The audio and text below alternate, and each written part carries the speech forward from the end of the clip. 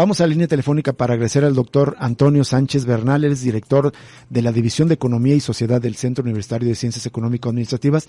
Le vamos a agradecer que nos tome esta llamada porque queremos tratar temas relevantes que tienen que ver con el financiamiento de 2 megaproyectos que está impulsando el gobierno de Enrique Alfaro. Doctor Antonio Sánchez, muy buenas tardes, te saluda Rubén Martín.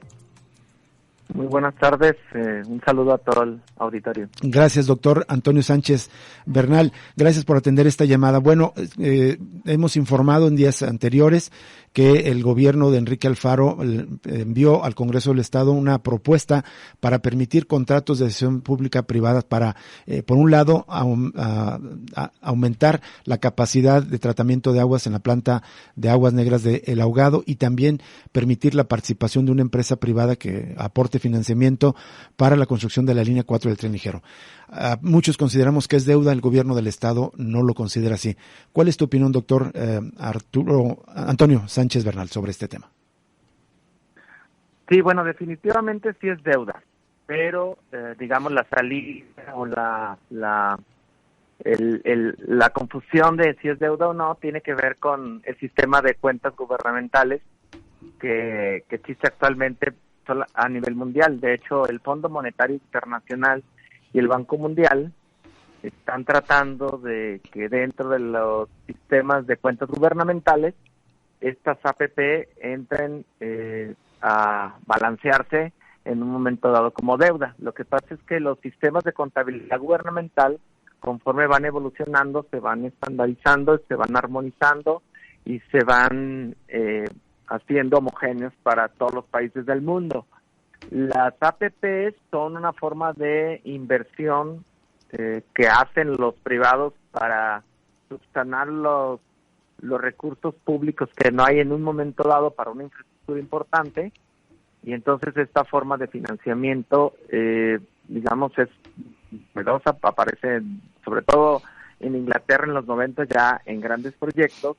Entonces los sistemas de contabilidad gubernamental a veces no reportaban las APP, ahora ya se reportan, pero en términos de los sistemas estandarizados de contabilidad gubernamental, todavía las APP no se reportan como un esquema de deuda. Entonces, en ese sentido, pues no vas a encontrar que las APP están reportadas en el área de deuda de las finanzas públicas de los países. Uh-huh. Entonces, en ese, digamos, en esa salida, pues el gobierno del Estado está planteando que el sistema de APP no es deuda, pero definitivamente los ingresos futuros de esos proyectos pues están ya comprometidos, claro, que son recursos del gobierno del Estado, pues ya están comprometidos con un privado que va a hacer la inversión en el tiempo de hoy. Pero realmente pues una deuda es cuando tú comprometes tus ingresos futuros, en este caso los ingresos futuros de las tarifas de la línea 4 y el agua, de los tratamientos de agua, pues ya están comprometidos. Entonces, en ese sentido, pues en las finanzas públicas, esos ingresos futuros por estos dos proyectos, pues ya están comprometidos una parte porque hay que cubrirle al privado. Entonces, claro, por donde le muevas, esto es deuda. Doctor Antonio Sánchez, entonces, digamos, por un tecnicismo, digamos, jurídica y financieramente probablemente no se considere o no se registre como deuda, pero como dices, si evidentemente se comprometen recursos del gobierno del Estado, en este caso, pues que son pagados por toda la sociedad, por ejemplo, en el caso de la línea 4, por 38 años, todos los ingresos de la tarifa por quienes tomen la línea 4 están comprometidas a pagársela a esta empresa, en este caso, Mota Engil, una constructora de origen portugués. En el caso de la ampliación de la planta de tratamiento del aguado, por 20 años se compromete que el agua tratada será manejada por la empresa que ahorita opera la planta, que será Mitsui, de tal manera que a pesar de que técnica y financieramente no se registre como deuda, evidentemente hay estas obligaciones de las finanzas públicas del Estado de Jalisco con estos particulares. Sí, de hecho, los organismos que están tratando este tema, uno de los riesgos que ven de las asociaciones pública-privada, porque tiene sus beneficios, como la posibilidad de hacer obras de infraestructura económica de gran importancia, como es este caso, que eso es positivo, pero los riesgos que hay es perder el control del gasto, y el otro riesgo es que pierdas el control de las finanzas públicas en el momento en que no haces transparente el impacto en las finanzas públicas. Entonces, lo que se sugiere cuando se hace una APP es que dejes muy claro en qué consiste el contrato, cuáles son los alcances en años de esos contratos, cuáles son las garantías, los ingresos que van a soportar los pagos al privado, también los montos y condiciones de financiamiento, y también la incidencia del proyecto en el saldo fiscal y la deuda pública. Esas son las recomendaciones internacionales para las APP.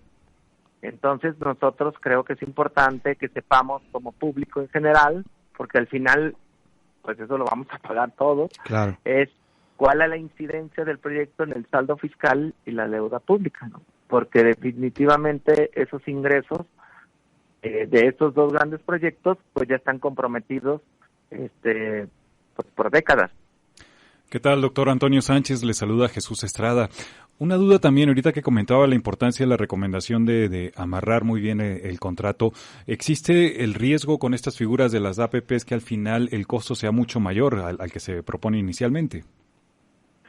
Bueno, si se fijan, no hay proyectos ejecutivos muy claros, entonces lo que hemos visto en los últimos meses es aproximaciones al costo, a lo que va a costar el proyecto. Entonces empiezan con un monto y después dicen que son 500 millones más, 1,000 más, etcétera. Entonces ahorita se habla ya de 9,000 millones de la línea 4. Uh-huh. Pero sabemos que no va a costar 9,000 millones, sobre todo porque no hay proyecto ejecutivo.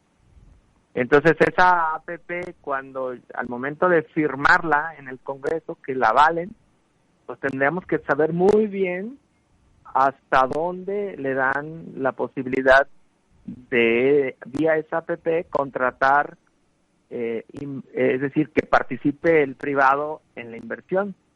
Porque qué tal si este proyecto Línea 4 resulta que por costos de acero que está subiendo, etcétera, va a costar 13,000 millones. La pregunta es, ya los 9,000 no alcanzaron, ¿quién los va a poner? ¿El privado?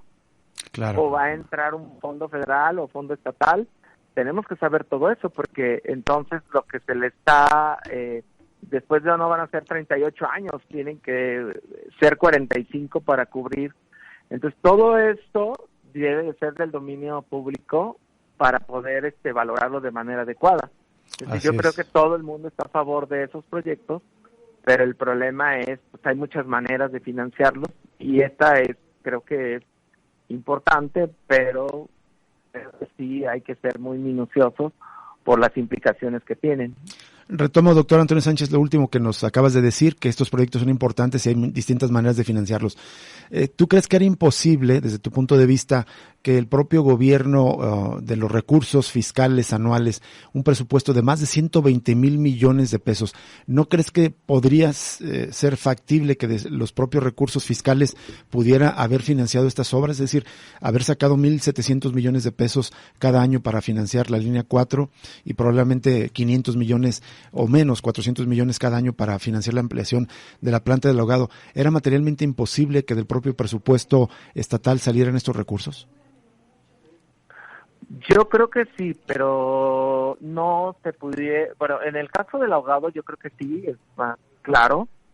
En el caso de la línea 4 tendría que el proyecto, pues no se podría ver en el periodo que se quiere terminar. Es decir, se tendría que haber empezado el proyecto y dejar que la próxima administración terminara el proyecto para, en un proceso de austeridad y de ajuste presupuestal, seguirlo financiando este proyecto. Pero definitivamente no creo que el gobierno del estado haya alcanzado a hacer un ajuste de tal monto para terminar la línea 4 en el tiempo que en este momento está programado, y que, bueno, permítanme dudarlo de que sí va a terminar, pero claro, pero creo que con lo que los compromisos presupuestales que tiene Jalisco, recordemos que, por ejemplo, tiene los 600 millones de a toda máquina, ¿no? Que es un arrendamiento de maquinaria que hay que estar pagando 600 millones de pesos al año hasta el 2024, y también hay arrendamiento por equipo de los equipos, que al final se está llevando importantes cientos de millones de pesos. Sí. En estas formas de adquirir bienes y servicios por parte del gobierno del Estado. Justo también sobre eso quería preguntarte, doctor Antonio Sánchez. Me parece que hay una tendencia muy clara, al menos en este gobierno, y creo que ha sido en los últimos gobiernos, pero al menos en este gobierno que encabeza Enrique Alfaro, de hacer este tipo de contratos de asociaciones público-privadas. Ya bien lo recuerdas, ese arrendamiento de maquinaria por 6,300 millones de pesos, lo cual pues obliga al Estado de Jalisco a estar pagando 600 millones de pesos adicionales cada año. Esa es otra manera de deuda, pero también se puede ver como una tendencia a la privatización, es decir, labores que antes hacían las propias dependencias del Estado. Es decir, hay una Secretaría de Infraestructura u Obra Pública que pudiera realizar esas tareas y sin embargo se decide entregarla a un privado. Ya mencionabas otros contratos como el arrendamiento de servicios de computación, pero también se han establecido otros contratos y ahora se añaden estos otros dos, la ampliación de la planta del Ahogado y la inversión privada en la línea 4 del tren ligero, cuando antes todas las líneas de tren ligero habían sido inversiones directamente públicas. ¿Hay una tendencia hacia la privatización? ¿Coincidirías en este punto? Sí, eso es una tendencia, digamos, que tenemos más de casi ya 2 décadas, pero que se ha acelerado en los últimos años a una privatización de infraestructura y también de servicios públicos, ¿no? De manejo de residuos y otros servicios públicos que están en función. Esto tiene su riesgo. Por ejemplo, vale la pena considerar que en Londres ellos van de reversa a estos sistemas de privatización. En Londres, la ciudad de Londres está recomprando concesiones y activos que en un momento dado privatizó a público, por el tema de que cuando hay crisis o hay problemas de rentabilidad, pues los privados tienen que proteger sus niveles de rentabilidad, ¿no? Entonces se caen los servicios o hay problemas. Y estos son servicios estratégicos. Ese es el debate. ¿Qué tanto estos servicios estratégicos, por ejemplo, tratamiento de agua, se lo puedes dejar a un privado, ¿no? Y por qué, pues quien contamina debe de pagar, ¿no? Y por qué, porque cuando tú haces esto, pues lo estás pagando del erario público, de los impuestos que pagamos todos. Así es. Y no están pagando quienes contaminan directamente lo que se llama externalidad. Exacto. Entonces sí hay muchas cosas que discutir, pero sí llama la atención porque cuando vemos en Europa ya hay un regreso a un sistema más estatal de oferta y de manejo de infraestructura pública para la calidad de vida. Y aquí vamos en sentido contrario. Muchas gracias, doctor Antonio Sánchez Bernal, por aceptar conversar con nosotros. Gracias a ustedes, buenas tardes. Buenas tardes, el doctor Antonio Sánchez, director de la División de Economía y Sociedad del Centro Universitario de Ciencias Económico-Administrativas.